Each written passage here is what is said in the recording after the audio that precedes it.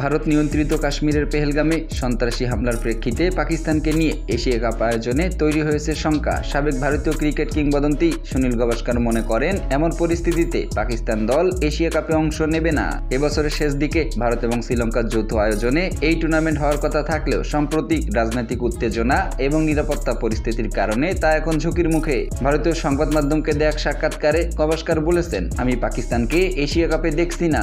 তিনি আরও বলেন, ভারতীয় ক্রিকেট বোর্ড সবসময় ভারত সরকারের নির্দেশ অনুসরণ করে এবং এই ক্ষেত্রেও তার ব্যতিক্রম হবে না। তার মতে, যদি ভারত পাকিস্তানের মধ্যকার সম্পর্কের উত্তেজনা না কমে তাহলে পাকিস্তান দল এশিয়া কাপে অংশ নেবে না।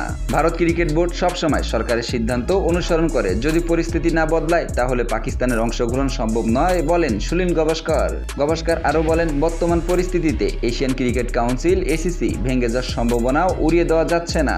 বিশেষ করে পাকিস্তান ক্রিকেট বোর্ডের চেয়ারম্যান মহসিন নাকভি এখন এই সংস্থার সভাপতির দায়িত্বে থাকায় নতুন জটিলতা সৃষ্টি হয়েছে।